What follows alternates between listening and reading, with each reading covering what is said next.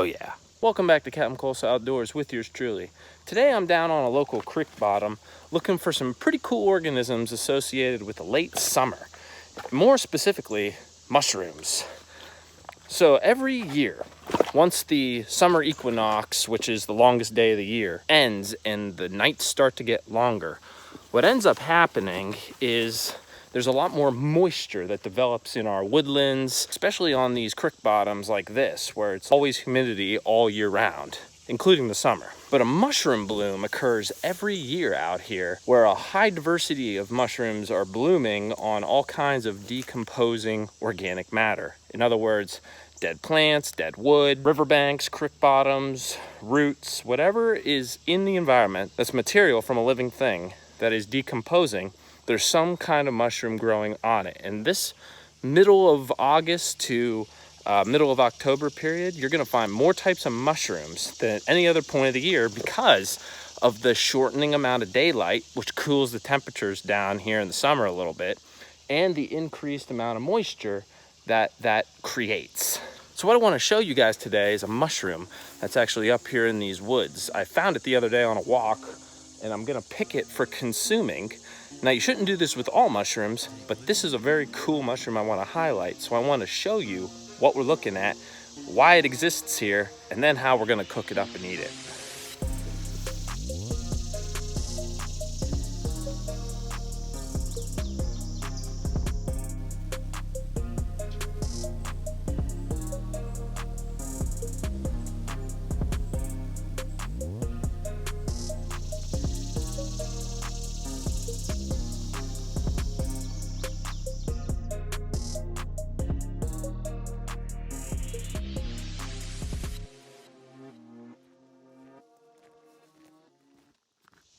All right, so now I'm gonna try the best for you guys to see this. But down here in the leaf litter here of the forest, you can see a bunch of bright orange mushrooms. And that's what I came out here to show you.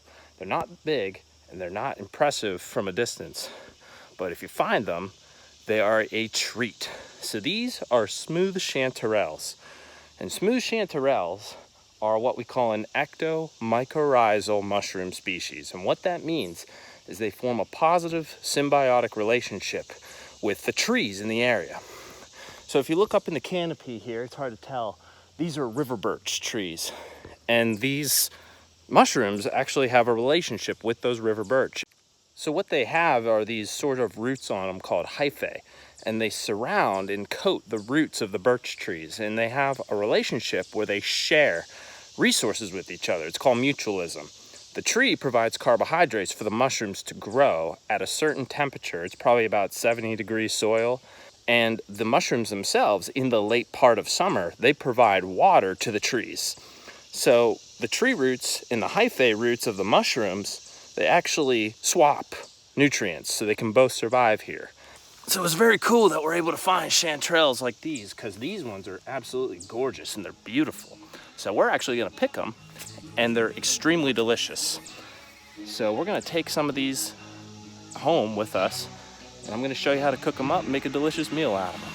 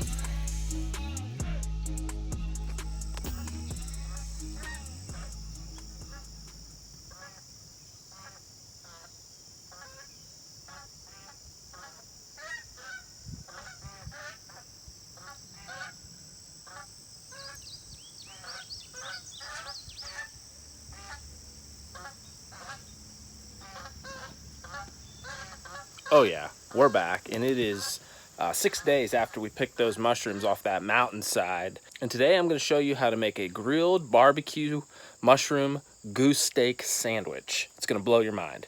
So behind me here, I got all the ingredients needed for us to make a barbecue sandwich from the chanterelle mushrooms that we found, and then some wild goose breast meat that I actually harvested on the channel last September. Last year, I harvested mushrooms of the same type 500 yards away from where I shot my first limit of September geese on the same day. So I think it's only appropriate that I show you how to make a sandwich out of those two wild game items you've seen on the channel in a way that if you can grill and you want to impress somebody, it will work for you splendidly. So let me show you guys some of the stuff you're going to need in order to make this recipe. For one, you're going to need your chanterelle mushrooms, and then you're going to need some goose meat. So this is actually goose pastrami that my buddy Glenn made for me. Basically, it's just goose breast meat, cut real thin, and then smoked at a low temperature, like 170 degrees, for 8 hours with salt and pepper and some other spices. You can actually find this recipe on Delta Waterfowl's website. I'll link that in the description so you know how to prepare the goose steak.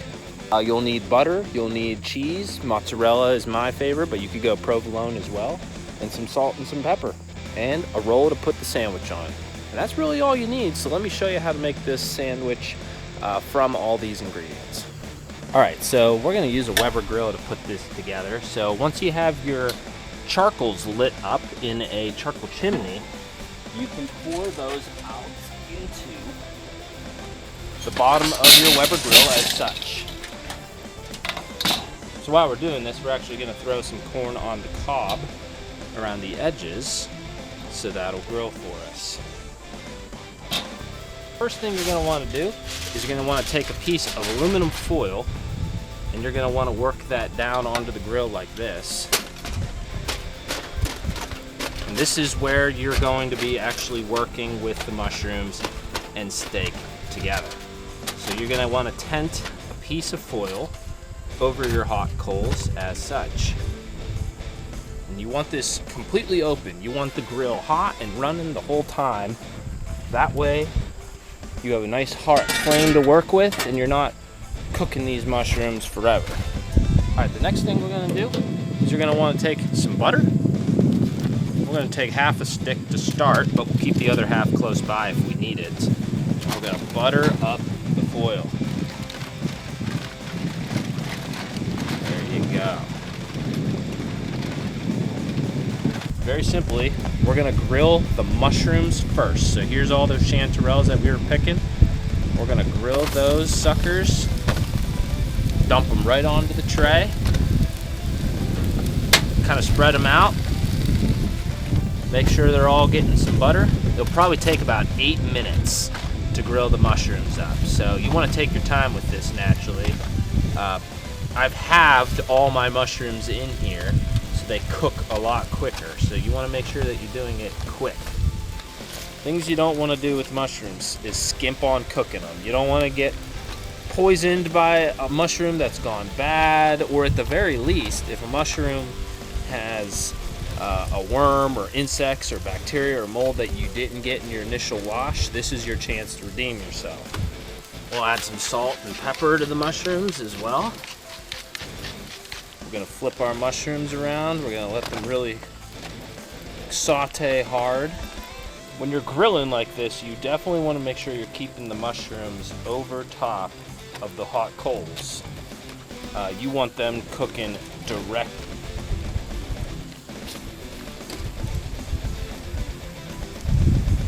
We're going to let them sit here for about 4 or 5 minutes, and then alright, so once your mushrooms are done cooked, something like this, you notice they've changed color, they've got, you know, browning, hewing, they're starting to actually get a little bit overdone, which is great. I mean, you're better cooking a mushroom too long than too little. Once you've got them all grilled up as so, now we're going to add the goose, and we're actually going to make the meat. So what you're going to do is you're going to take a bowl of about 2 to 3 cups, about 3/4 pound of goose pastrami. You're going to mix your mushrooms right into it. So you're going to pull them right off the grill, and you're going to throw them in as such. Next off, you're going to actually dump about a quarter, 3/4 cup to a cup of barbecue sauce, and you're going to mix it all up. You're going to mix mushroom and meat alike in the barbecue sauce. So you start to get something that looks a little bit like so. If you like more saucy, add more barbecue. If you don't need more barbecue, you don't have to add it. I like just about that much. And then you're going to dump it back onto the tray that you formed on your grill. Spread it out, meat and mushrooms alike. And you're going to let that cook for about 7-8 minutes together. Barbecue, meat, and mushroom alike. We'll rotate our corn one more time. Corn is starting to get that little bit of charring on it, which if you're grilling corn, some people like. I'm a fan of. It gives it a little bit of a different flavor. Spread your mushrooms and meat out. Make sure you're reaching heat still. And then you're going to cover that sucker back up, and we're going to wait about 8 to 10 minutes. Now, a chanterelle mushroom like this guy right here, grilled on his own, is a very edible little treat.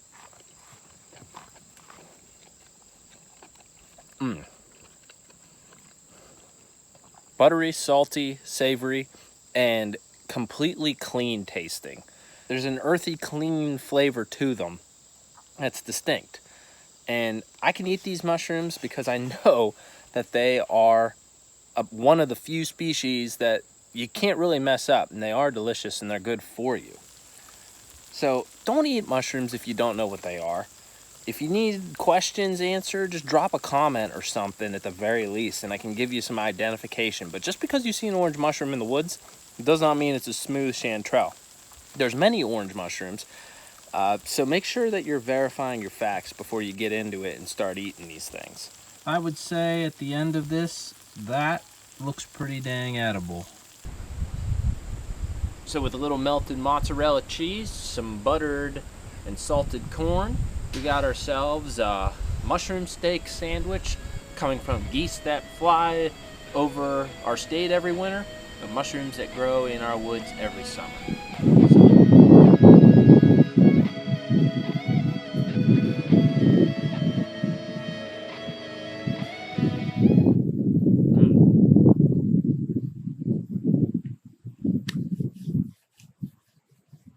That is phenomenal flavor.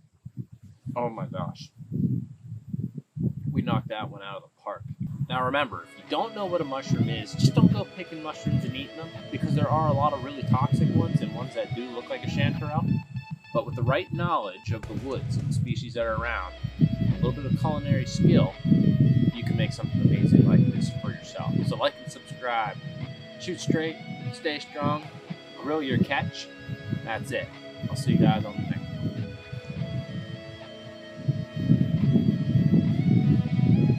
I think I got a second bun.